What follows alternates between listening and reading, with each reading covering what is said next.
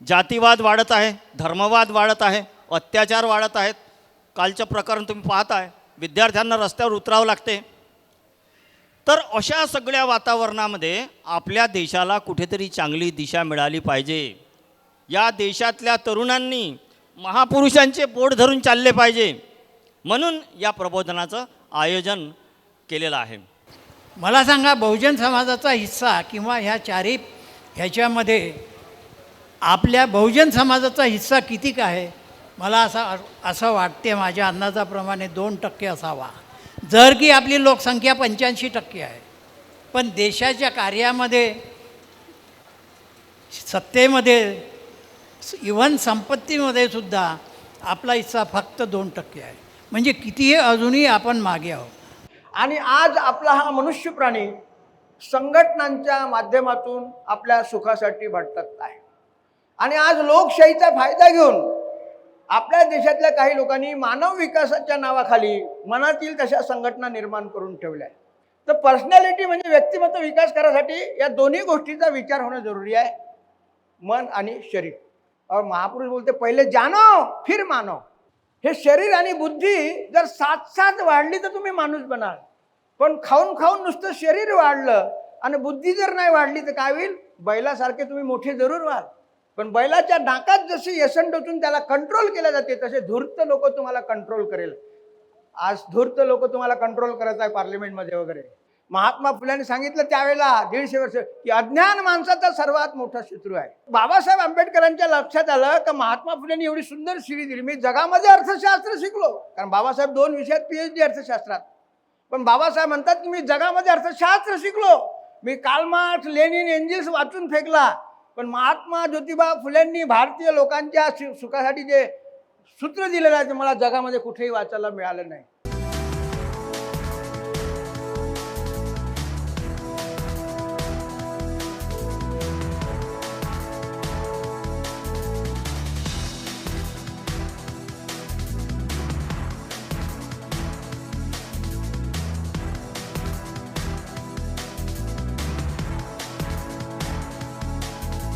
सरटकर सरांचा आणि माझा परिचय मला वाटते 15-1 वर्षाचा असेल.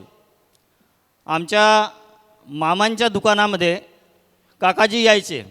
काकाजी LIC एजंट म्हणून तिथे यायचे पैसे घ्यायला, आणि मी तिथे बसलेला राहायचो. तेव्हा आमच्या चर्चा व्हायच्या. तर त्यावेळी मी काकांच्या विचाराने प्रभावित झालो होतो. त्यावेळी 15-20 वर्षाच्या आधी कधी कधी भेट व्हायची, कारण मी तिथे रोज नसायचो आणि काकाजी पण रोज काही येत नव्हते. परंतु त्यातून एक ज्येष्ठ नागरिक, आपल्यापेक्षा वयानं वयस्क असलेले, अपार अनुभव ज्यांच्याकडे आहे, खूप जनसंख्येशी संपर्कात ते आहेत, त्याचा फायदा आम्हाला होत होता. ॲक्च्युअली अनॲक्च्युअली जो काही व्हायचा तो आम्ही त्यांच्यापासून शिकत होतो. आणि कधी काळी एखादा काही अडचण आली, काही मनामध्ये प्रश्न असले तर काकाजी आले की आम्ही ते विचारायचो, आणि काकाजी मोठ्या विचारपूर्वक जबाबदारीनं त्याचं उत्तर द्यायचे. मधल्या काळात मला वाटते 1 वर्षाआधी काकाजींचा फोन आला. मी देहदान अवयवदान चळवळीत काम करतो. काकाजींचा फोन आला, म्हणे सुशील तू घरी ये. म्हटलं काकाजी आता तर शक्य नाही घरी येणं, तू नंतर ये, तुझ्या सोयीने ये, आम्हाला देहदान अवयवदानाचे फॉर्म भरायचे आहेत. मला फार आनंद झाला, कारण मनुष्य आपल्या जीवनामध्ये आयुष्यभर जर तो परोपकारी वृत्तीचा असेल तर तो आयुष्यभर लोकांना मदत करत राहतो. जोपर्यंत त्याचं जगणं आहे, जोपर्यंत तो जिवंत आहे, तोपर्यंत तो आपलं आयुष्य इतरांसाठी, स्वतःसाठी आणि इतरांसाठी जगून तो आपलं आयुष्य बहुमोल करतो. परंतु विज्ञानानं आपल्याला संधी दिली की तुम्ही तुमचा मृत्यूसुद्धा बहुमोल करू शकता. म्हणजे तुमच्या मृत्यूनंतर हा देह जर तुम्ही मेडिकलला शिकणाऱ्या विद्यार्थ्यांना जर दिला तर ते विद्यार्थी शरीराच्या आतमधली गुंतागुंतीची रचना कशी आहे हे समजून घेऊ शकतात, त्याची चिकित्सा करू शकतात, त्याचा अभ्यास करू शकतात. शरीराच्या आतमधली गुंतागुंतीची रचना जर त्यांना कळली तर तुमच्या आमच्यासारखे जिवंत लोक जेव्हा ऑपरेशनला जातात तेव्हा आपण दगावत नाही, कारण त्याला शरीराचा अनुभव असतो. कुठला अवयव कुठे आहे, कुठली नस कुठून गेली आहे, त्याचा पूर्ण त्याला अभ्यास असतो. काकाजीनं हा अभ्यास केला आणि मन बनवलं की आपल्यालासुद्धा आपला मृत्यू बहुमोल करायचा आहे. मी जेव्हा काकाजींच्या घरी गेलो तर त्यांच्या सूनबाई म्हणाल्या, म्हणे दादा मला माझी एक किडनी द्यायची आहे, जिवंतपणे किडनी द्यायची आहे. म्हणजे तुम्ही कल्पना नाही करू शकत काय संस्कार केले आहेत काकाजीनं आपल्या कुटुंबावर. म्हटलं बेटा जिवंतपणे नको देऊ किडनी, कोणाला नको देऊ. आपल्याच घरात कधी कोणाला गरज पडली तर मग तुला देता येणार नाही. पण तिच्या त्या इच्छेला आपण सगळ्यांनी टाळ्या वाजवून सलाम केला पाहिजे. त्या मागे बसल्या सुनबाई अमोल, काकाजीचा चिरंजीव. अमोलनी पुढाकार घेतला की मला माझ्या वडिलांचा वाढदिवस चांगल्या पद्धतीनं करायचा आहे. चांगल्या पद्धतीने म्हणजे ढोल ताशे वाजवून नाही, विनाकारण पैशाचं अपव्यय करून नाही, विनाकारण आम्ही मोठे श्रीमंत आहोत आमच्याकडे खूप पैसा आहे त्याच्यासाठी नाही. बाबांच्या जन्मदिनाच्या निमित्तानं आमचे जे नातेवाईक आहेत, आमचे जे आप्तस्वकीय आहेत, मित्रपरिवारातले लोक आहेत, शेजारपाजारचे लोक आहेत, त्यांचं प्रबोधन झालं पाहिजे. देश कोणत्या दिशेनं जात आहे अमोलला माहीत आहे. जातीवाद वाढत आहे, धर्मवाद वाढत आहे, अत्याचार वाढत आहेत. कालचं प्रकरण तुम्ही पाहताय, विद्यार्थ्यांना रस्त्यावर उतरावं लागते. तर अशा सगळ्या वातावरणामध्ये आपल्या देशाला कुठेतरी चांगली दिशा मिळाली पाहिजे.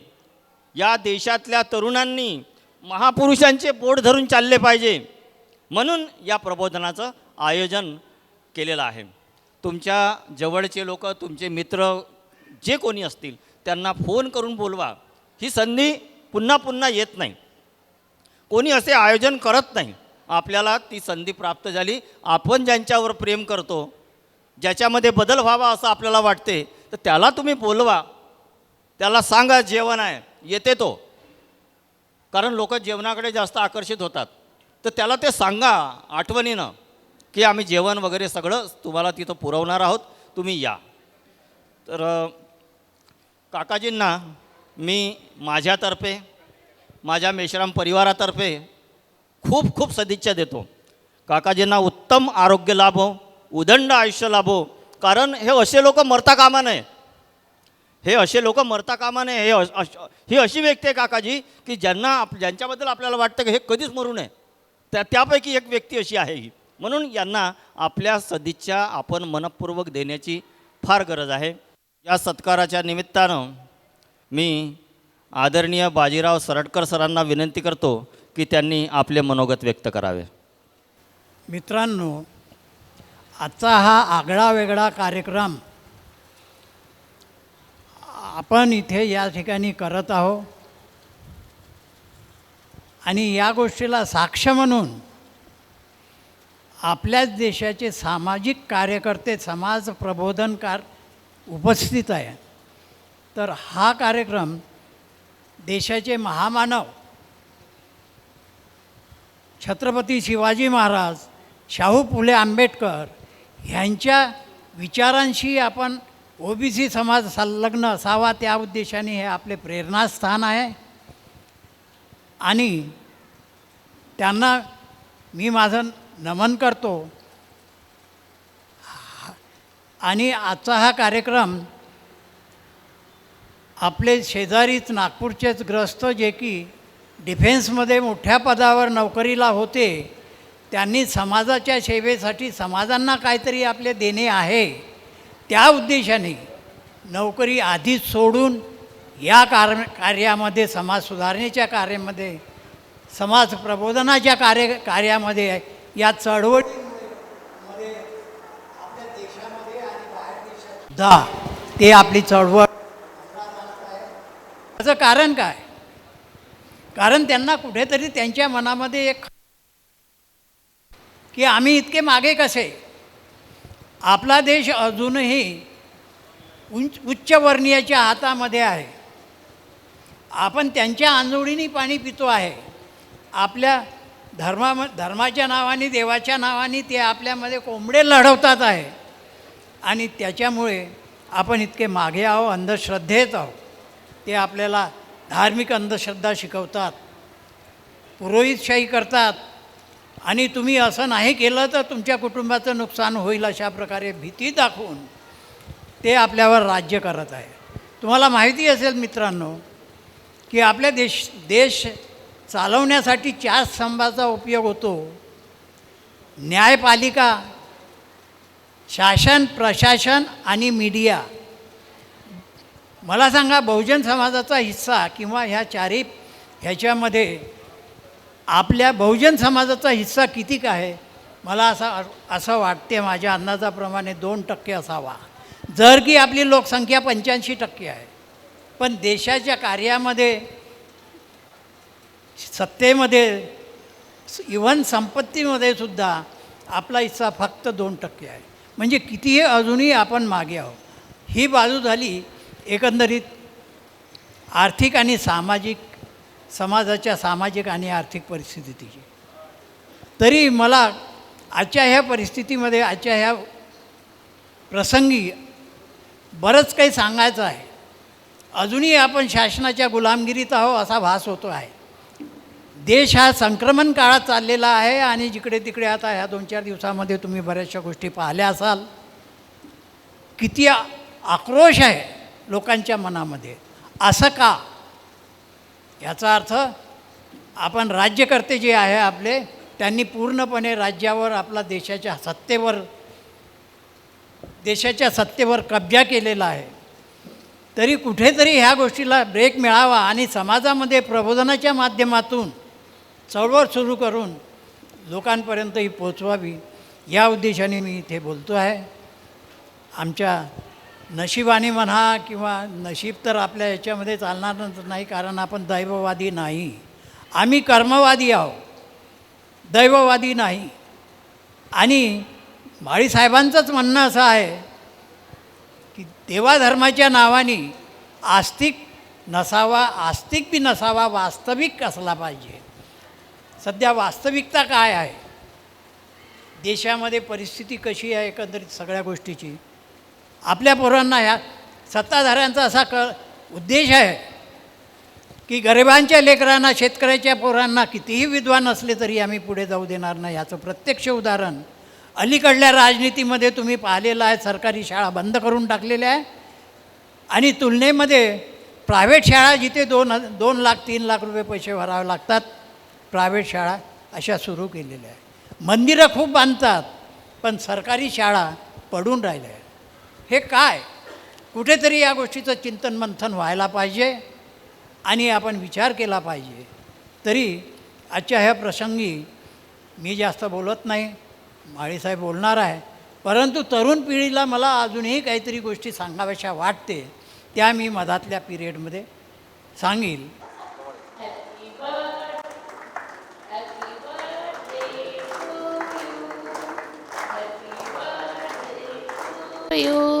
Happy birthday to you, Kakaji. Happy birthday to you. बार बार दिन आए, बार बार दिल गाए. तुम जियो हजारों साल, काकाजी जियो हजारों साल.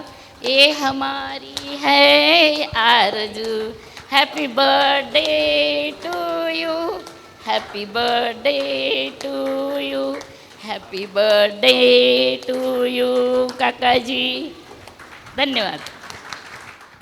ते प्रबोधनकार आदरणीय अरविंद माळी सर यांना मी नम्र विनंती करतो की त्यांनी आम्हाला प्रबोधित करावे.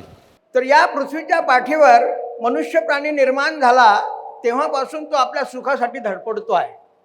तो कसा निर्माण झाला या वाद्यात आपण पडणार नाही, पण त्याला सुखी करायचं आहे. प्रत्येकाला सुखी पाहिजे आहे, प्रगती करायची आहे, तिथून आपण सुरुवात करणार आहोत. तर अंडा पहिले झाला की मुर्गी पहिले झाले याच्यात बोलत राहणार, कोणी एकमत कोणाचं होत नाही. म्हणून तिथून नाही बोलत. निर्माण झाला हे महत्त्वाचं आहे आणि प्रत्येकाला जगायचं आहे हे महत्त्वाचं आहे आणि प्रत्येकाला सुखी व्हायचं आहे हे महत्त्वाचं आहे. ठीक आहे. आणि म्हणून तो निर्माण झाला तेव्हापासून तो भटकत आहे आपल्या सुखासाठी. रानटी जंगली अवस्थेमध्ये तो जनावरासारखा भटकत होता.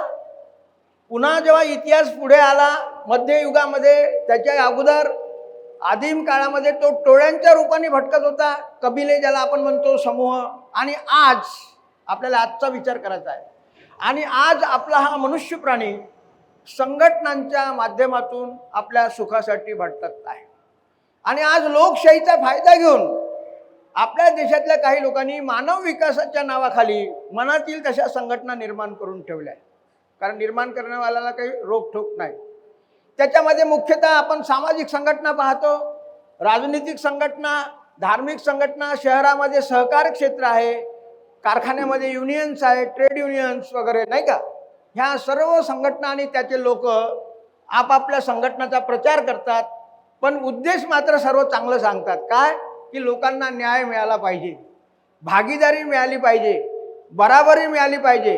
एवढंच नाही तर या देशात शांती आणि विश्वशांती निर्माण व्हावी म्हणून धार्मिक संघटना रात्रंदिवस आपले कार्यक्रम राबवत आहे.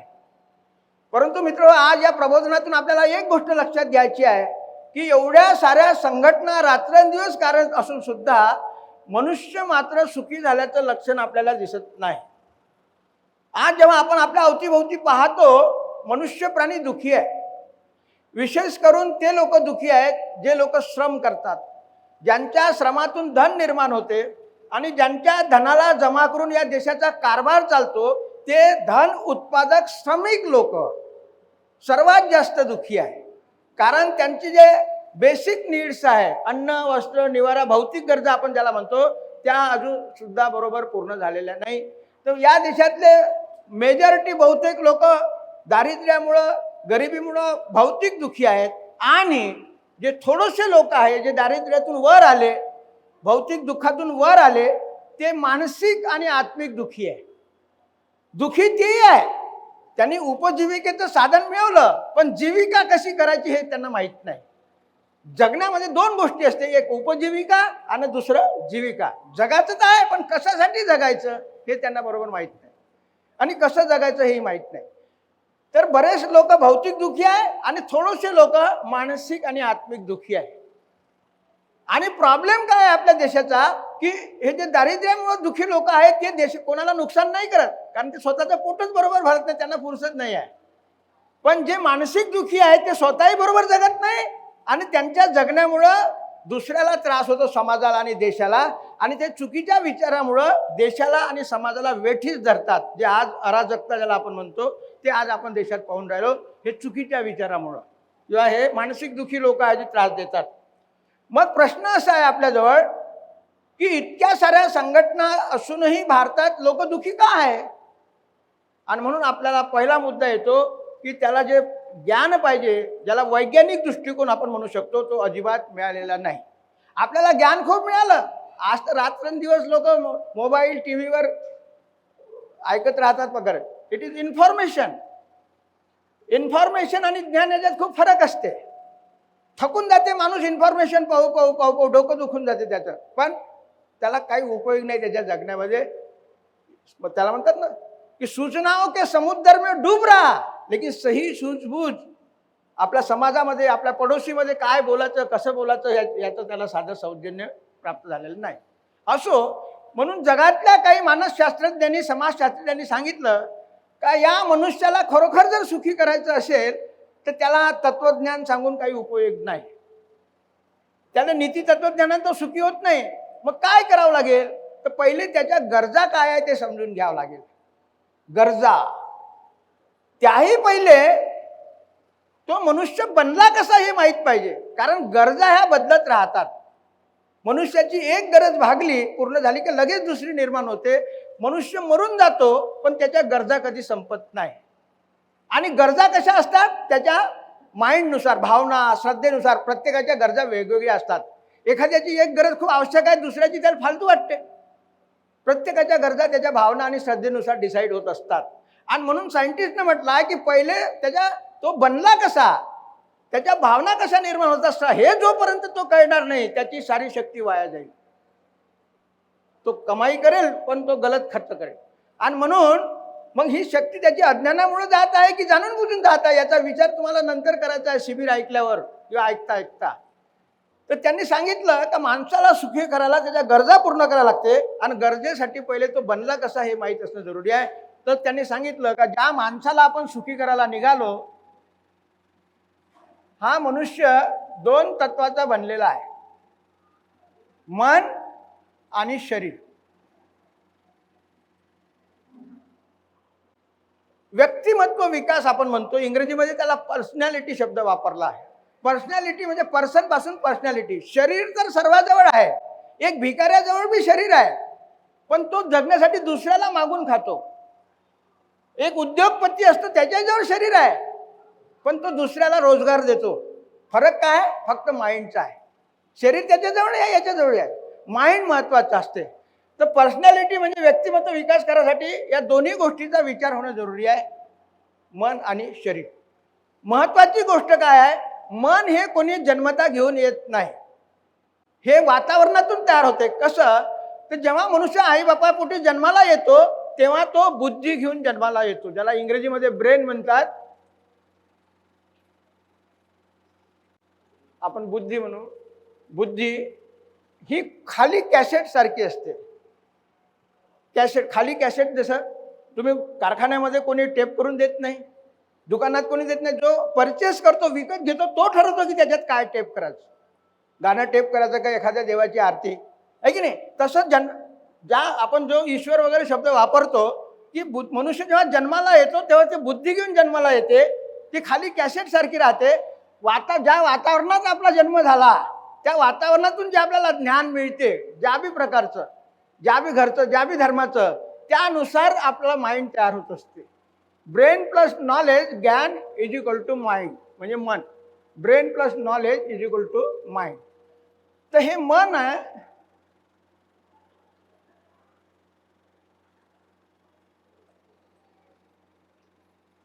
तर आता हे मन काय आहे?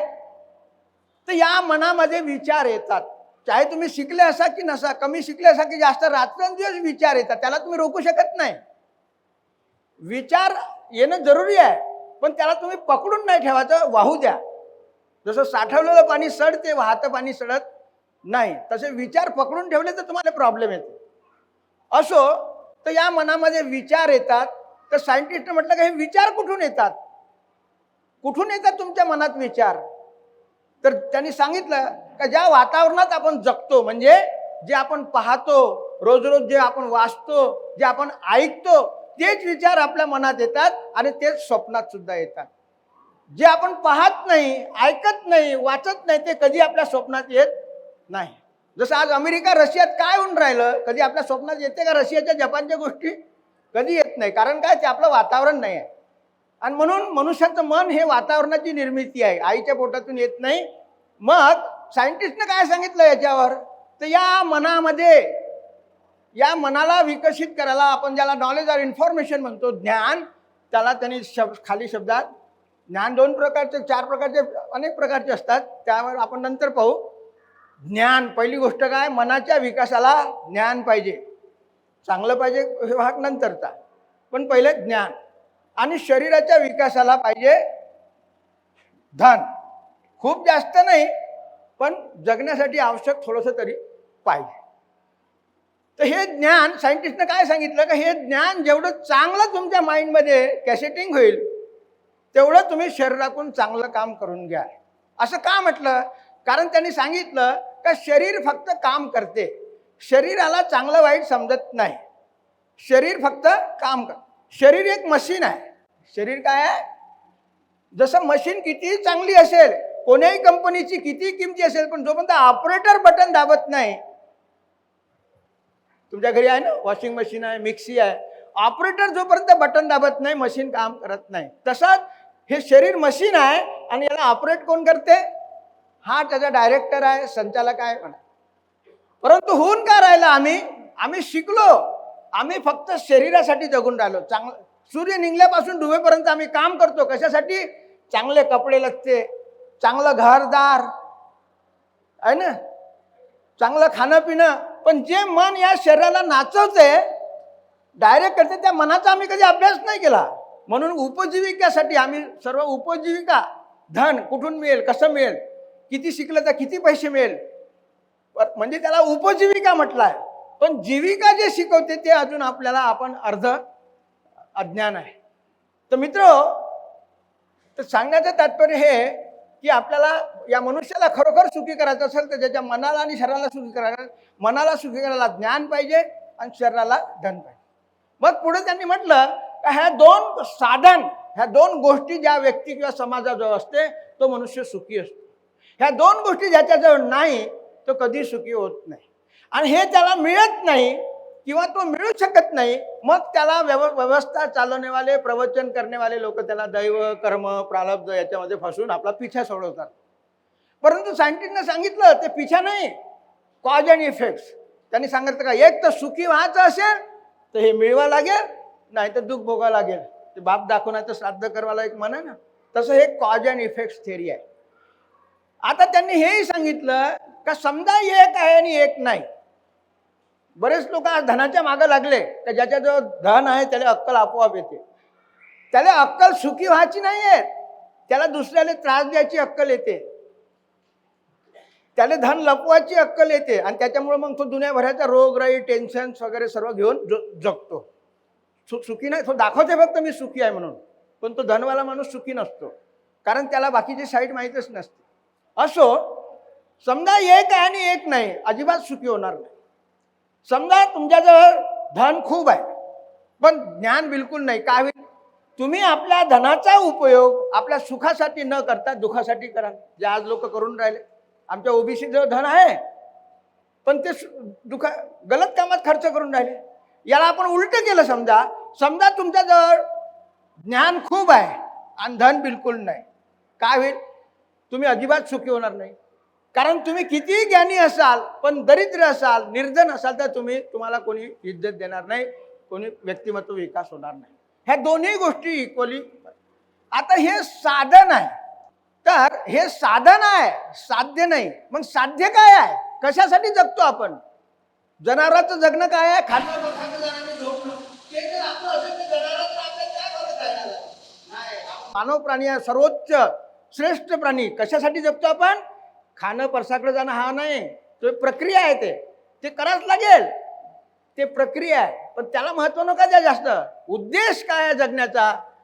जीवनामध्ये आपल्याला पहिले पाहिजे सुख. सुख मिळाल्यानंतर मग आनंद पाहिजे, आनंद मिळाल्यानंतर शांती पाहिजे, आणि शांती मिळाल्यानंतर मग त्याला मुक्ती पाहिजे. हे टप्पे आहे जगण्याचे. आता आपण भाषणामध्ये हे सारे शब्द एकसाथ वापरतो, पण हे शरीर विज्ञान शास्त्रामध्ये एकसाथ नाही. याचा अलग अलग टप्पा आहे. सुखाचा संबंध तुमच्या शरीराशी आहे, आनंदाचा शरीराशी संबंध नाही, आनंदाचा संबंध तुमच्या माइंडशी आहे. शांतीचा संबंध तुमच्या हृदयाशी आहे, हार्ट. त्याला प्रवचनकार आत्मा शब्द वापरतात, पण मेडिकल सायन्समध्ये आत्मा नावाचा पार्ट नाही आहे. काय आहे? हार्ट. ज्या काही रिॲक्शन आणि ॲक्शन होते ते हार्टवर होते. पहिली रिॲक्शन हार्टवर होते, कठोर हृदयाचा, पाषाण हृदयाचा आहे ना, क्रूर, हे सर्व इथून तयार होतं. आणि मग हे याचं डेव्हलप झाल्यावर मग तिसरी याच्यातून मुक्त जो होतो त्याला त्याला बुद्धाने निर्वाण शब्द वापरला. निर्वाण म्हणजे मृत्यू नाही, मृत्यूच्या अगोदरच निर्वाण आहे आणि मुक्ती पण आहे. असो, एवढं डिटेल नाही, हे एवढं थोडं समजून घ्यायचं. तर हे सुख, आनंद, शांती हे काय आहे? जगण्यासाठी साध्य आहे, साध्य. आणि यासाठी काय? हे ज्ञान आणि धन साधन आहे. आणि जर तुम्ही या साधनाला साध्य म्हटलं आणि इकडे लक्ष नाही दिलं तर काय होईल? ते 100 पैकी 35 मार्कानं पास आणि 65 मार्कानं जिंदगीभर नापास. तर आजचे लोक अशा प्रकारे जगून राहिले. सर्टिफिकेट भेटलं त्याला जगण्याचं, पण कशा जगते? म्हणून महापुरुषांनी म्हटलं आहे का तुम्ही किती दिवस जगले याला अर्थ नाही, अर्थ आहे तुम्ही कसे जगत आहात, कसे. हाऊ. तर मित्र, ह्यात एक असेल एक नसेल बोललो. आता सायंटिस्टने याला पुढे डेव्हलप केलं, समाजशास्त्राने, का समजा तुमच्याजवळ दोन्ही आहे तरी तुम्ही सुखी व्हाल याची गॅरंटी नाही, त्याचं इम्प्लिमेंट करता आलं पाहिजे. इम्प्लिमेंट. आणि म्हणून एक फॉर्म्युला आहे, sound mind in sound body. म्हणजे तुमच्याजवळ धन आहे, मग तुम्ही काही खाल म्हणून सुखी व्हाल का? म्हणून त्याला कॅनलाइज केलं. जसं तलाव भरला आहे पाण्यानं, पण त्याला जर कॅनलाइज नाही केलं तर तो तलाव वाया जाईल, फुटून जाईल, पाणी वाहून जाईल, पाणी राहणार नाही. त्याला कॅनलाइज करता आलं पाहिजे. तसं तुमच्याजवळ ज्ञान आहे, धन आहे, पण जर तुम्हाला कॅनलाइज करता येत नाही तर तुमच्या जवळचा उपयोग नाही. बरेच लोक घरी खूप ज्ञानी असतात, पण तो आपलं ज्ञान घरी त्याचं कोणी ऐकत नाही. तर कॅनलाइज म्हणजे काय? तर एक प्रॉवर्ब म्हण आहे, sound mind in sound body. म्हणजे स्वस्थ शरीर में स्वस्थ मन रह सकता है. रह सकता है म्हणजे तुम्ही ठेवाल तर ते तुमच्यावर आहे. मडकं तुमचं आहे, त्याच्यात काय टाकायचं ना काय नाही टाकायचं हे तुम्ही ठरवा. पण जे टाकाल ते झिरपल. पाणी टाकलं तर पाणी, दूध टाकलं तर दूध, खिचड भरला तर दुर्गंधी. निसर्गाचा नियम आहे, जे टाकाल ते झिरपेल. झिरपणे म्हणजे श्रद्धा भावना. कारण जे टाकाल ते श्रद्धा आणि भावनेच्या रूपाने झिरपत राहते, दुसरं काही झिरपत नाही. तर दोन्ही, मग sound mind in sound body म्हणजे काय? तर जेवढं चांगलं अन्न आपण खाऊ तेवढं चांगलं शरीर, तसंच जेवढं चांगलं ज्ञान तेवढं चांगलं मन. आता इथं चांगलं शरीर म्हणजे काय, चांगलं अन्न म्हणजे काय? तुम्ही इथं महागाच्या साफसुथरी गोष्ट नाही करत, तो एक वेगळा भाग आहे. चांगलं अन्न म्हणजे काय? या शरीराला जे आवश्यक आहे थोडंसंच खा, पण चांगलं खा. पण होते का, आम्ही अज्ञानामुळे पैसा भरपूर राहते कधी कधी, पण जे या शरीराला पाहिजे ते खात नाही, आणि जे नाही पाहिजे ते ठुसू ठुसू खातो. फुकटचं भेटलं तर होड लावतो आणि मग पस्तावत राहतो. इथं sound mind in sound body मध्ये हिंट देतो. मी तुम्हाला काय खायला पाहिजे हे सांगायला नाही आलो, माझा मुद्दा वेगळा आहे, पण तो उदाहरणाशिवाय पटत नाही, म्हणून त्याला एनलार्ज करावं लागतं. डॉक्टर काय सांगतात? 4 प्रकारचं अन्न असते. महाग स्वस्ताची गोष्ट नाही सांगत मी.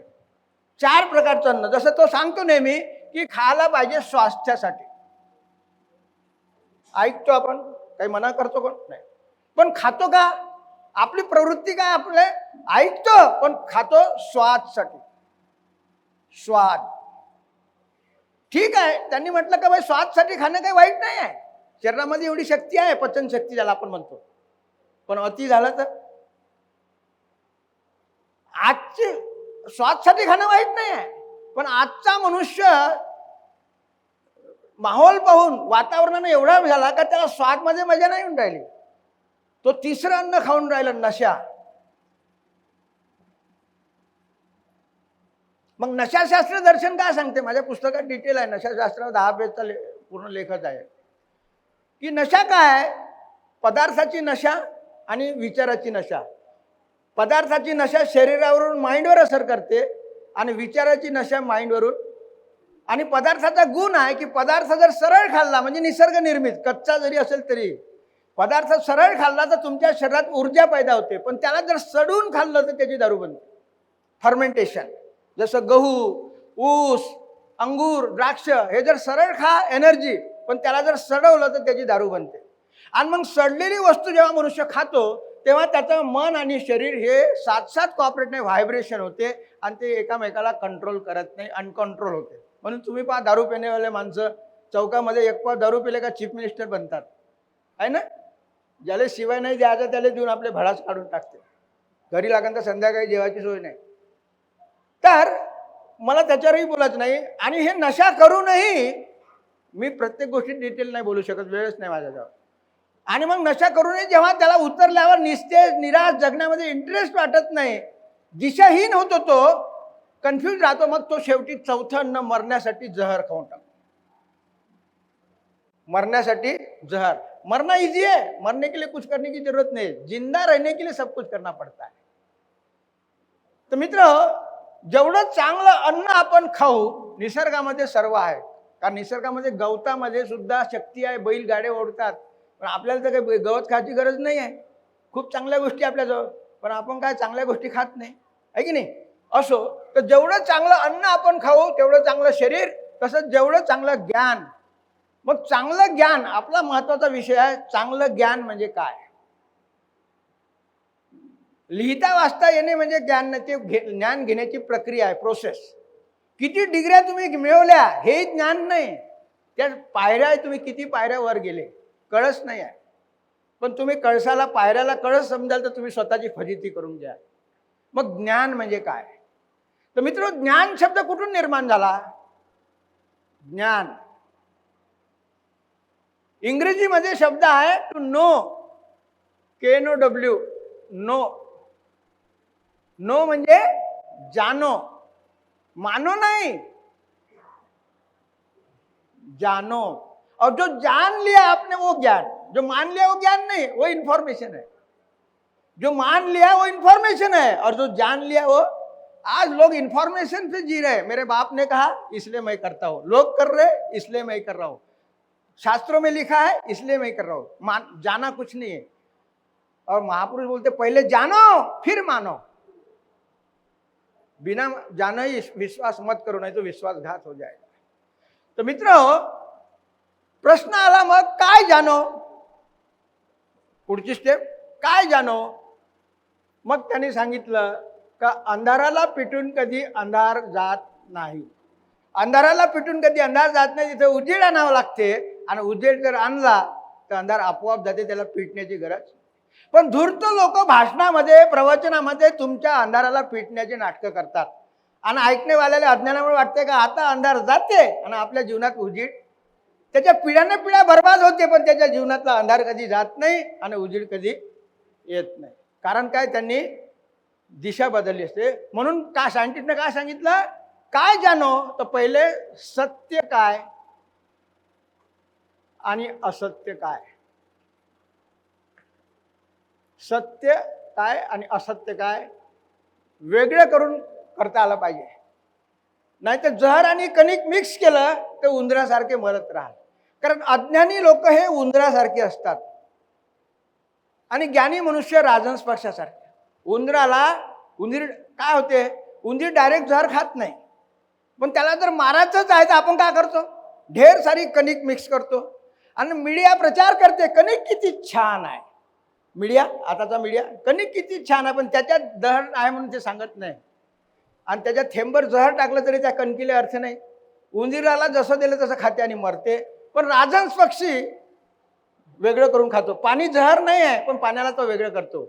तसंच महात्मा फुले म्हणतात की अज्ञानी लोक हे उंदरासारखे असतात, ज्ञानी लोक राजहंस पक्षासारखे असतात. आता तुम्ही अज्ञानी आहे का ज्ञानी आहे, मी या भानगडीत पडणार नाही. ते तुम्ही स्वतः ठरवायचं आहे. तुम्हाला स्वतः ठरवायचं आहे. काय जानो? सत्य काय आणि असत्य काय. त्याच्यानंतर काय जानो? आपलं हित काय, हित आणि अहित काय. इथे हित अहित म्हणजे टेम्पररी नाही. किती शिकले तर किती पैसे, त्याच्या खिशातून माझ्या खिशात कसं येईल, कोणाला टोपी घातली म्हणजे आपलं. आज टोप्या घालणारं शिक्षण मिळून राहिलं, म्हणून ज्याच्या हाती आलं ते लुटून राहिले देशाला. जेवढे जास्त शिकले तेवढे जास्त लुटून राहिले. कारण शिक्षण काय मिळालं? हाऊ टू मेक मनी. म्हणून देश बर्बाद झाला. देश काही या कमी श्रमिक लोकांनी बर्बाद नाही केला. हे सूर्य निघल्यापासून डुबेपर्यंत काम करतात, स्वतःचं पोटच भरू शकत नाही. हे काय नुकसान करणार आहे देशाला? मग आज देशाला नुकसान कोणा केलं? ज्याच्या हाती आलं त्याने लुटून. जेवढे जास्त शिकले तेवढे जास्त हरामखोर निघाले. आणि आपण त्यांना वाटतो का हे शिकला माणूस आहे बाबा. अरे शिकल्यानं तो करून काय राहिला हे महत्वाचं आहे. असो, तर हित अहित म्हणजे परमनंट आहे. म्हणजे काय केलं तर आपल्या जीवनामध्ये सुख, आणि काय केलं तर आपल्याला दुःख भोगावं लागेल. तुम्हालाच नाही, तुमच्या येणाऱ्या पिढीला. कारण एका पिढीची गलती दुसऱ्या पिढीला भोगावं लागते. पण बापाचं, मायबापात जिथं अज्ञान आहे तिथं मग बाकीचं ते अंधारातून अंधाराकडे दुःख बंडीच्या चाकासारखं चालू आहे की नाही. आणि म्हणून तिसरं काय जाणं? मनुष्य म्हणून आपले कर्तव्य काय आणि आपले अधिकार काय. नुसते अधिकार जाणून उपयोग नाही, तर ते मिळवण्यासाठी कर्तव्य. रेल्वेच्या लाईन 2 रुळ राहतात. एक हात कर्तव्य करो, दुसरे हात अधिकार लो. नाही तर फक्त बसल्या मला भेटलं पाहिजे कोणी आणून देत नाही. माय सुद्धा पोट्याला दूध नाही पाजत बोमलल्याशिवाय.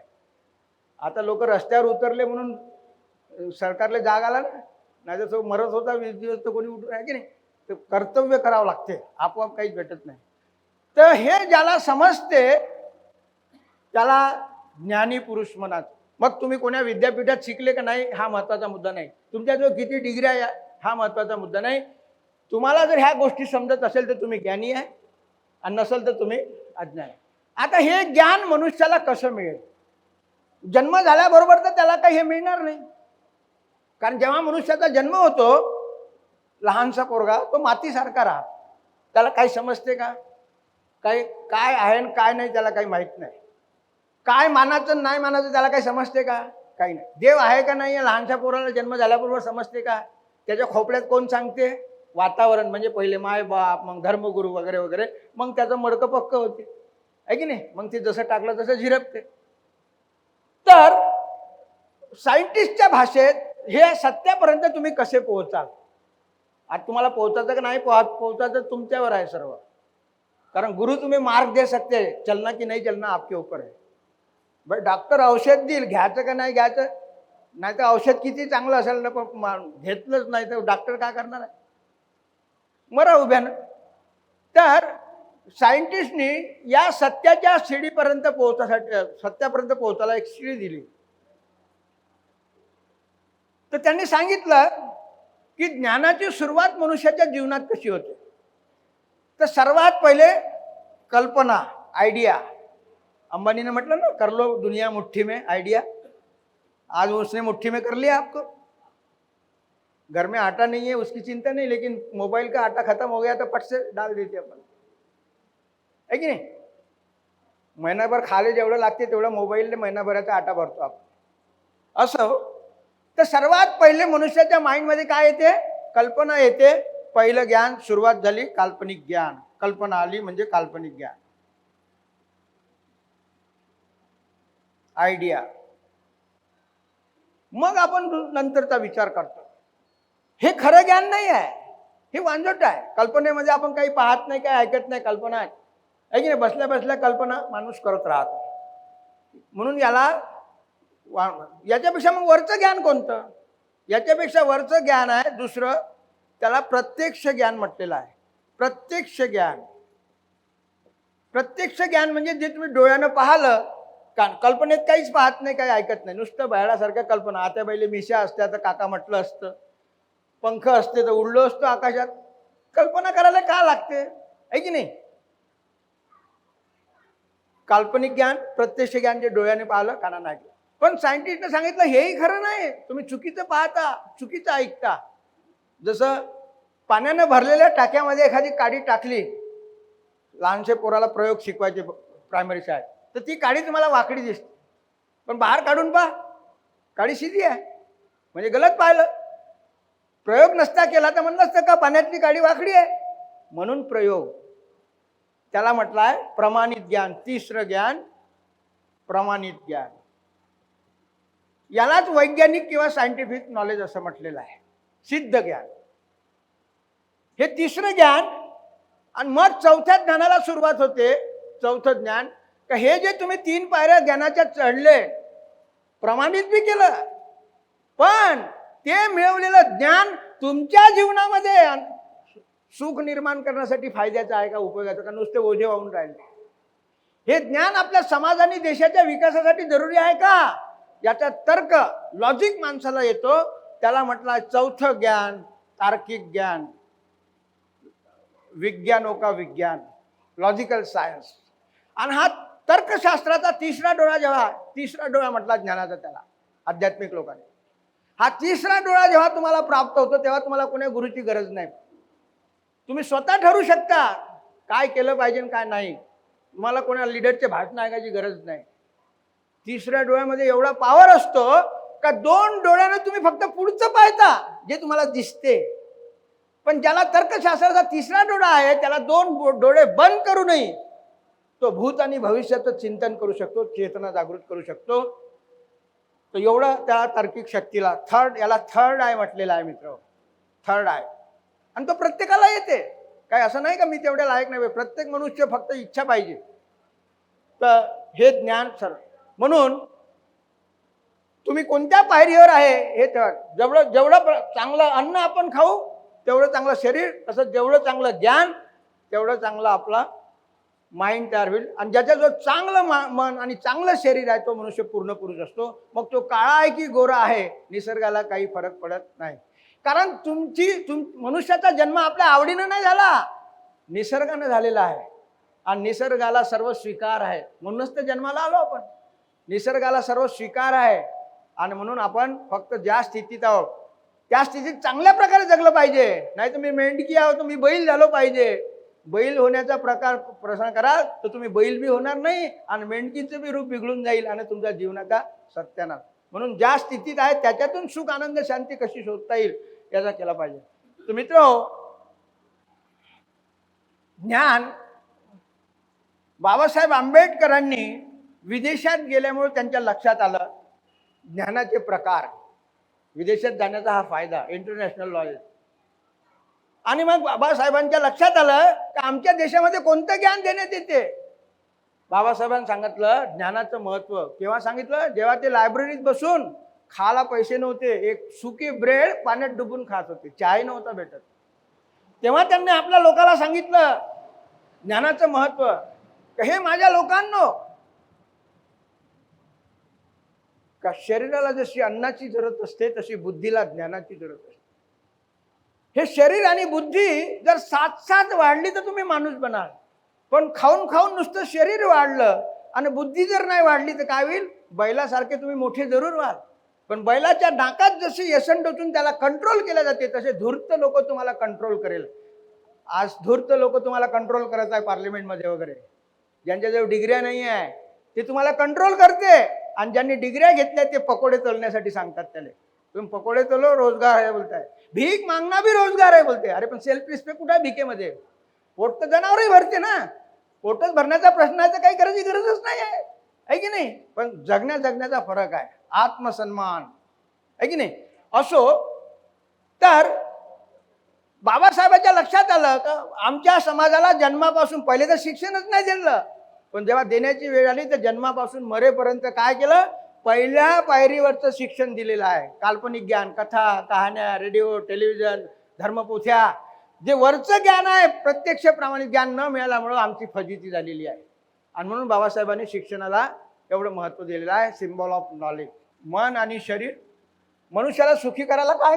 तत्वज्ञान ज्ञान करून भाषण ऐकून फायदा नाही. मन आणि शरीर आणि ज्ञान आणि धन इथपर्यंत आलो.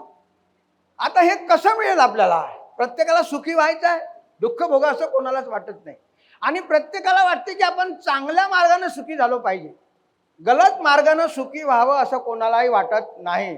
कारण मनुष्य आईच्या पोटातून चोर बनून कोणी जन्म घेत नाही, अपराधी म्हणून कधी मनुष्य जन्माला येत नाही. पण त्याला चांगल्या मार्गाने जेव्हा हे मिळत नाही तेव्हा तो वाम मार्गाचा, गलत मार्गाचा उपयोग करतो. मग सायंटिस्टने सांगितलं का गलत मार्गाने तुम्ही फक्त धन पैदा करू शकता, दुसऱ्याला मूर्ख बनवून, दुसऱ्याला लुटून, पण गलत मार्गाने ज्ञान प्राप्त करता येत नाही. पुन्हा सांगितलं का धन हे वारसा हक्काने मिळते. जन्मताच मुलगा लखपती होऊन जाते बापाच्या धनावर, पण ज्ञान हे वारसा हक्काने मिळत नाही. हे ज्याचं त्याला मिळवावं लागते. मग तो झोपडीत पैदा हो की महालात पैदा, ठीक आहे? म्हणून ज्ञानाला एवढी किंमत आहे धनापेक्षा. ज्ञान तर ह्या दोन गोष्टी ज्ञान. मग ह्या चांगल्या मार्गाने कशा मिळेल आपल्याला चांगला? मी सायंटिस्टची गोष्ट सांगण्यापूर्वी प्रवचनकाराची एक गोष्ट सांगतो जे बार बार लोकांच्या माइंडमध्ये फिट झालेली आहे. ते काय सांगतात? प्रवचनकार, कीर्तनकार, कारण आम्हाला ते आवडतात. ते सांगतात की भाई कष्टकरी मनुष्य उपाशी मेला नाही. चांगलं वाटतं ऐकायला. कष्टकरी मनुष्य उपाशी मरत नाही ते बार बार सांगतात. पण बाबासाहेबांनी काय सांगितलं? कष्टकरी मनुष्य उपाशी मेला नाही पण तो सुखी नाही झाला. कारण सुखी होण्यासाठी जे ज्ञानधन पाहिजे त्याच्यावर पोहोचलंच नाही. उपाशी तर जनावरही मरत नाही, ते काही नाही काय करून जगते. प्रश्न जगण्याचा नाही आहे. आणि म्हणून बाबासाहेबांनी किंवा अर्थशास्त्रज्ञांनी काय सांगितलं का ज्ञान आणि धन हे कष्टकऱ्याजवळ कधी जात नाही. याचा अर्थ असा नाही की तुम्ही कष्ट करू नका, बंद करा. नाही, कष्ट हे केलेच पाहिजे. कष्ट न करता जगणे हे सामाजिक पाप आहे, पृथ्वीवर बोज आहे. जे लोक कष्ट करत नाही त्याला जगण्याचा अधिकार नाही. मग कष्ट कशासाठी करायचे? सुखी व्हासाठी. आपल्यापेक्षा आपल्या मुलाबाळांनी सुखी व्हावं हा त्या कष्टाच्या मागचा उद्देश. पण आंधळ दळते आणि कुत्र पीठ खाते. तुम्ही दळून राहिले म्हणजे कष्ट करून राहिले, पण पीठ जर तुमच्या पदरात पडत नसेल त्या दळण्याला अर्थ नाही. याचा अर्थ असाही नाही की दळू नका, बंद करा. नाही, दळायला तर पाहिजेच, त्याच्यावर पीठच नाही पडणार. पण ते पीठ आपल्या पदरात कसं पडेल यासाठी आपल्याला तिसरा डोळा पाहिजे अर्थशास्त्राचा, तर्काचा. म्हणून बाबासाहेब म्हणतात की ज्ञान आणि धन हे कष्टकऱ्याजवळ कधी जात नाही, ते कोणाजवळ जाते? सत्ता ज्याच्याजवळ असते, सत्ता. आता इथे सत्तेला मधात का घातलं? कारण सत्तेमध्ये 3 पॉवर आहेत. 3 पॉवर आहे. पहिला पॉवर लक्षात घ्या, पुस्तक अर्थशास्त्रात MA झालेल्या पोट्टेले समजत नाही. अर्थशास्त्रात MA यावं म्हणते मी. कवडीची अकला नाही आहे त्याला, कारण त्यानं ज्ञान घेण्यासाठी शिकलेच नाही, फक्त सर्टिफिकेट जमा केले. आजकालचे पोरं ज्ञान घेण्यासाठी शिकत नाही, सर्टिफिकेट जमा करते दाखवाले, माझ्याजवळ इतके आहे, माझ्याजवळ ती. कवडीचा उपयोग नाही, स्वतःचं पोट नाही भरत तर याला काय फायदा आहे? तर सत्तेला 3 महत्वाचे आहे. एक पहिलं काय आहे? सत्ता हा वाटण्याचा अधिकारी आहे, डिस्ट्रीब्युटिंग अधिकारी, डिस्ट्रीब्युटिंग ऑथॉरिटी, वाटण्याचा अधिकारी म्हणते त्याला. म्हणजे ही सत्ता ठरवते तर हे ज्ञान आणि धन कोणाला द्यायचं, किती द्यायचं, केव्हा द्यायचं, द्यायचं का नाही द्यायचं, कोण ठरवते? सत्ता. आता तुमच्या लक्षात आलंच असेल, तुम्ही पाहून राहिले ना. दुसरं पावर काय? तुमचं मूल्य ठरवते. मूल्य म्हणजे तुम्ही जे श्रम करता त्याला किती भाव द्यायचा, ते तुमचे मायबाप नाही ठरवत, सत्ता. तुम्ही शेतामध्ये भुईमुग कापूस पिकवता, शेतकरी, त्याला किती भाव द्यायचा तो शेतकरी नाही ठरवत, ती सत्ता ठरवते. म्हणून तो उभ्यानं मरून राहिला. आम्ही इंग्रजाला दोष देतो, पण इंग्रजाच्या काळामध्ये किती लुटलं असेल त्यांनी माहित नाही, मी त्यांची तारीफ नाही करत, पण व्यवस्था. त्यावेळेला 1 क्विंटल कापसाचा भाव आणि 1 तोळे सोन्याचा भाव सारखा होता. आता तुम्ही स्वतंत्र भारतामध्ये जगून राहिले ना, मग तुमचं शोषण इंग्रजापेक्षा किती करून राहिले? तुमच्या सोयाबीनचा भाव वाढाच्या वेळी कमी झाला. व्यवस्था आणि अवस्था. मूल्य, तुम्ही जे नोकरी करून राहिले, कारखान्यात सिमेंट लोखंड उचलता, तुम्हाला किती पगार द्यायचा हे तुमचे मायबाप ठरवत नाही, ती सत्ता ठरवते. आणि तिसरं त्याच्याही पेक्षा मूल्य, तिसरं म्हणजे काय? फास्ट व्हेकल आहे. फास्ट व्हेकल म्हणजे ज्याच्याजवळ असते तो तराजू, तराजू त्याच्याजवळ असते ना वाटण्याचा. फास्ट म्हणजे पैदलनं वेळ लागते, एसटीनं लवकर जाता येते. म्हणून ब्राह्मणाजवळ ते वाटण्याचा अधिकार ते आपल्याजवळ ठेवतात. म्हणून बाबासाहेब म्हणतात की हे सत्ताधारी लोक ढुंगणाची लंगोटी देईन तुम्हाला, पण सत्ता देणार नाही. का लंगोटी प्यारी आहे म्हणून का? नाही, कारण त्यांना माहित आहे का सत्ता राहिली तर 7 लंगोट्या नवीन शिवता येते, पण सत्ता गेली तर तुम्हाला उधार मागा लागेल. जसं आज तुम्ही मोर्चे काढून राहिले, मार खाऊन राहिले, नुसत्या एका राजीनाम्यासाठी किती मार खाल्ला पोरांनी, आहे की नाही? पहिले तर लोक नुसता आरोप केला तर राजीनामा द्यायचे. लालबहादूर शास्त्रीचं उदाहरण, रेल्वे मंत्री असताना, आहे की नाही? आता काय सिग्नल द्यायला का लालबहादूर शास्त्री गेले होते का गाडीचा? पण ते पदावर होते मॉरल करून. बाबासाहेब आंबेडकरांनी राजीनामा दिला, लॉ मंत्री, पहिला स्वतंत्र भारताचा कानून मंत्री. कशासाठी? माझं बिल पास नाही करत म्हणून, मला कशाला राहत. आणि आता तर झाले ढुंगणावर लात मारण तर राजीनामा देत नाही, उलट लात मारानं मंत्री बनवा म्हणते. तर आपण बोलत होतो की 3 गोष्टी आहे. म्हणून बाबासाहेबांनी एका हाती संविधान घेतलं, बाबासाहेबाचा पुतळा तुम्ही पाहिजे ना, आणि एक हात बोट पार्लिमेंटवर आहे का, तिथं घुसा, तिथं तुमची मुक्ती आहे. या भटांच्या मंदिराची चक्कर टाकून तुमचा उद्धार होणार नाही, तुमच्या शेकडो पिढ्या भरवा. त्या सत्तेच्या मंदिरात घुसा. तर आमच्या ओबीसीला माहीत नाही ह्या गोष्टी, इतिहास. त्याला तर आपल्या बापाचा इतिहास माहीत नाही. तो बिचारा आपल्या बापाला जीव घालते, तो सांगते तेव्हा, तो केव्हा सांगते त्याच्या बापाच्या जन्मदिवशी अक्षय तृतीयाला. एवढं आहे. तर आमचे ओबीसी बिलंदर क्युखा करतात, अरे बाबासाहेबाचं बोट असं काहून आहे. गावाच्या बाहेर पुतळे, गरीब लोक बिचारे पुतळे करतात, ज्याला त्यावेळेला पाणी पिऊ भेटत नव्हतं, खायला भेटत नव्हतं, गावाच्या बाहेर. आणि ते पुतळ्याचं बोट काय होते, कधी कधी जंगलात जाते. पुतळा गावाच्या बाहेर, बोट जंगलात, पार्लिमेंट तर दुसरीकडे राहते. आमचे ओबीसी टीका करतात, मी पाहिलेला आहे, कारण मी जमिनीवरचा माणूस आहो, मी नेता नाही आहो, मी टीचर आहो. अरे म्हणे बाबासाहेब म्हणते का आमचे लोक इकडे राहते तर तुम्ही परसाकडे तिकडे जात जा बा. मला सांगायला लागलं का, अरे बाबासाहेबाला एवढी फुरसत नव्हती का तुम्हाला हागायला जायला ते बोट दाखवला, ते पार्लिमेंटवर बोट आहे का, तुम्ही या मंदिराच्या चक्कर तिकडे जाल तर तुमचा उद्धार होणार नाही. ओबीसी एवढे बिलंदर आहे आमचे. सरेंडर क्लास आहे, त्याला इतिहासच माहीत नाही. त्याला देशाचा तर सोडा, आपल्या बापाचा इतिहास माहीत नाही आहे. तर बापाला जीव घालते तर आपल्या जन्मदिवशी नाही घालत पहिलचे लोक. अक्षय तृतीया आणि तो परशुराम जयंती वगैरे वगैरे त्यांच्या बापाच्या दिवशी.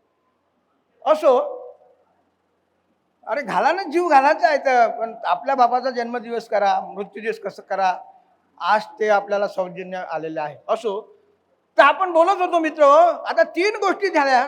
प्लीज माझ्याकडे लक्ष द्या. मधामधात मी थोडासा विरंगुळासाठी तुम्हाला इंटरेस्ट पैदा करायला थोडं बोलतो. 3 गोष्टी झाल्या ज्या आवश्यक आहे: ज्ञान, धन आणि सत्ता. पाहिजे तर ती नाही, मग पहिले कोणती? कोणी म्हणत ज्ञान पाहिजे, कोणी म्हणत धन, कोणी म्हणत हे पाहिजे तर ती नाही, पण त्याचा एक क्रम आहे. नाही तर कातावली गायनं काटे खाय, आहे की नाही? त्याचा क्रम दिला.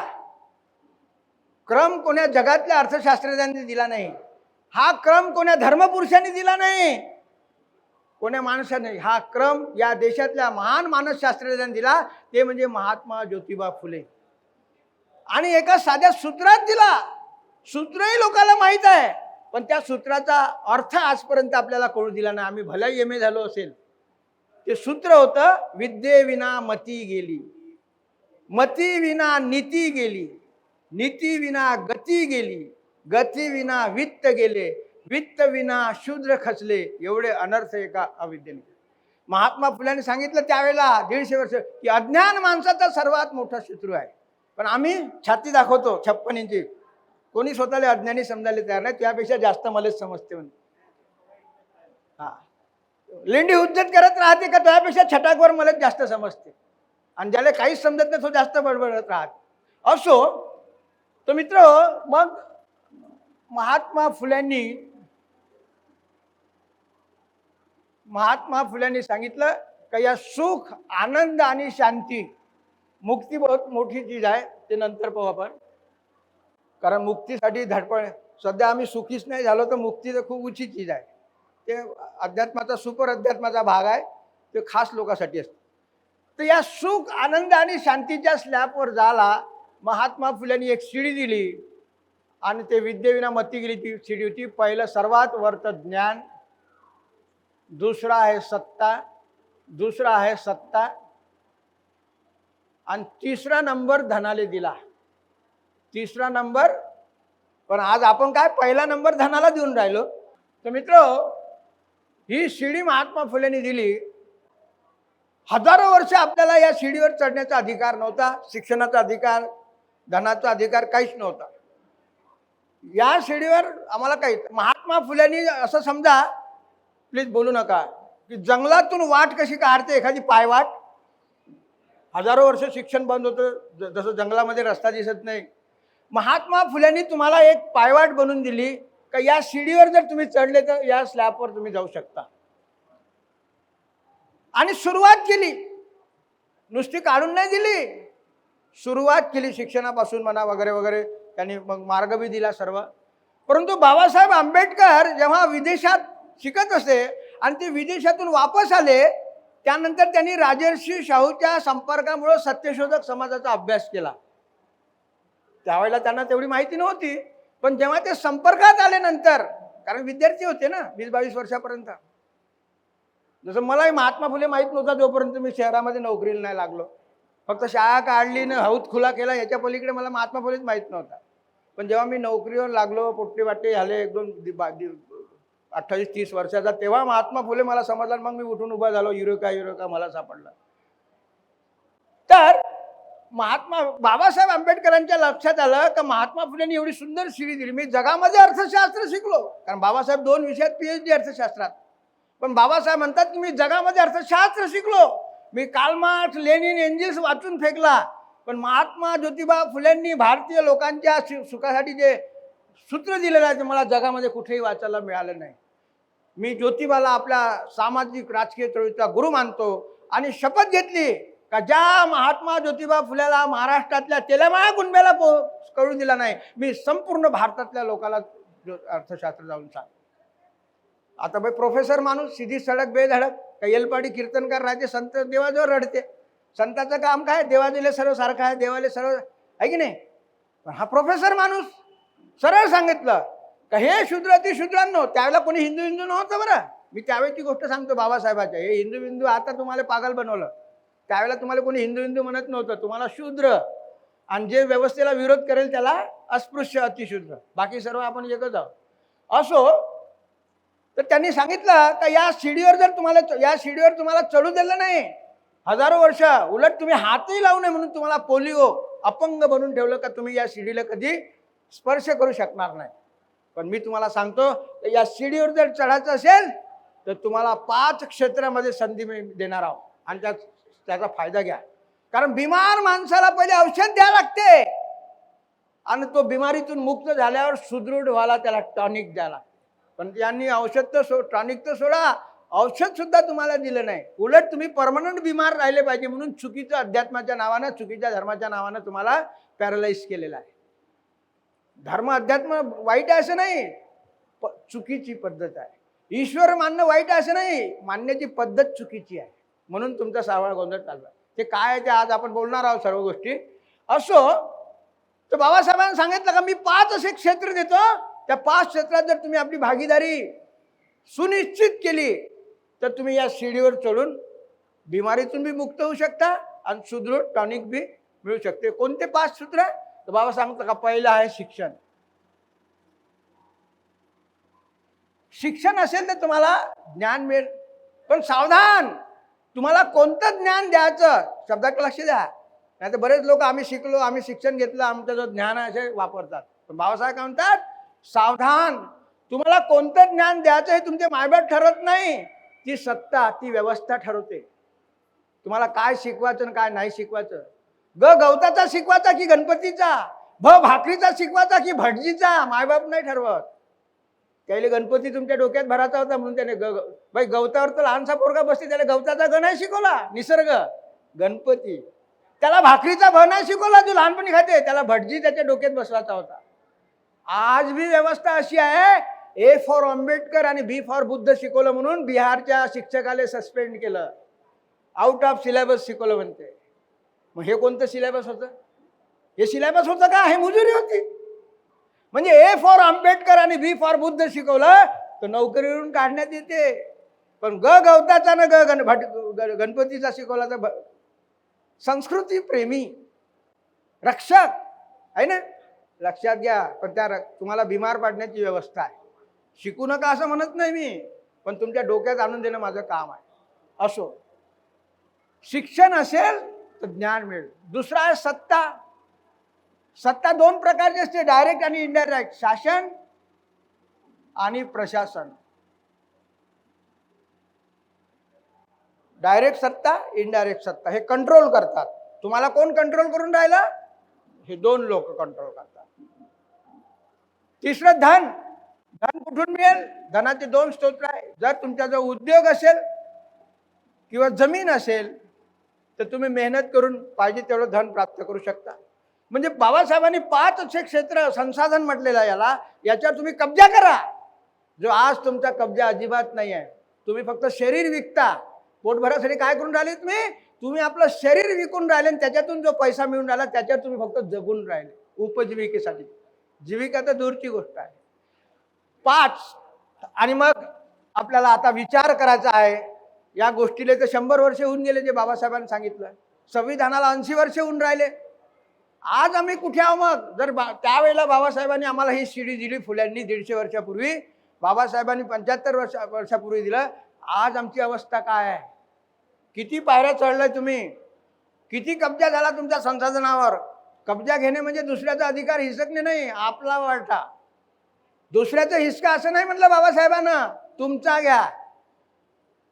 जसं घरात जन्माला आलेल्या पोराचा बापाच्या इस्टेटीमध्ये बरोबरीचा अधिकार असतो.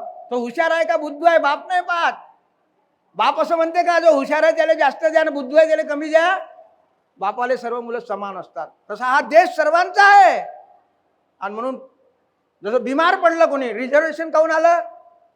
समानता हा हे आहे का? समानता पाहिजे, चांगलं वाटते ना, समानता पाहिजेच. पण तुमच्या घरात जर मायचं 4 पोरं आणि एक बिमार पडलं तर माय म्हणते का घरात शिजलं ते खाशीन तर खाण्याचं मर म्हणून? माय का करते? बिमार पोरासाठी सेपरेट बनवते, हलकं न. हे रिझर्वेशन ते आहे का या बिमार पाडलेल्या लोकांना ॲट पार आणण्यासाठी त्याचा अधिकार कोणी खाऊ नये दुसरा, म्हणून त्याला एका लाईनीत आणण्यासाठी त्याचं वेगळं करून दिलं, त्याला रिझर्वेशन म्हटलेलं आहे. आणि ते काही गरिबी हटवण्याचं नाही, प्रतिनिधित्व, भागीदारी. रिझर्वेशन हा गरिबी हटवण्यासाठी नाही आहे, गरिबी हटवण्यासाठी संविधानात दुसरे कलम आहेत. प्रत्येक समाजाला भागीदारी भेटली पाहिजे. जसं बापाच्या इस्टेटीत आहे, मग तो डेव्हलप करेल ना. तो पोराला समान भेटल्यावर बाप काय करणार आहे? तो जुवा खेळून हरवते का एकाचे दोन करते, आहे की नाही? चांगला असेल तर एकाचे दोन करेल, नाही तर बेकार पोट्ट असेल तर जे जुवा हारून लेखाचे जे बापाचं आहे ते बी विकून खाईल. तो नंतरचा भाग झाला. पण बापाचं काय सर्वाला सारखं, तसं हा देश सर्वांचा आहे. असो, तर आपण पाहू की या स्वातंत्र्याच्या आता 79 वर्ष होत आहे. पुढच्या महिन्यात किती भागीदारी मिळाली हे आपल्याला सांगावं लागेल ना. चेक करू आपण जस्ट की किती भागीदारी मिळाली तुम्हाला. मग त्यासाठी आपल्याला संविधान बी माहीत पाहिजे की संविधानात काय लिहिलं. कारण स्वातंत्र्याच्या अगोदर संविधान नव्हतं, राजा होता आणि तुम्ही नागरिक नव्हते, तुम्ही प्रजा होते. प्रजेला अधिकार नसते, फक्त कर्तव्य असतात. पण बाबासाहेबांनी आम्हाला नागरिक बनवलं, अधिकार बी दिले आणि कर्तव्य बी दिले. एवढं महान काम केलं आपल्याला. मी जे बोलून राहिलो आहे ते पुस्तकात डिटेल आहे. कोणाला पाहिजे असेल तर एक पुस्तक ॲडव्हान्स म्हणजे सामान्य लोकांसाठी आहे आणि एक ज्याला कार्य करायचं आहे कार्यकर्ता म्हणून बनून त्याच्यासाठी एक वेगळं गाईडबुक आहे. असे 2 पुस्तकं आहे. तुम्हाला 250 रुपये किंमत आहे. ज्याला जेवढं घ्यायचा, एक घ्या, 2 घ्या, घेऊ शकता. 400 पेजचं पुस्तक आहे.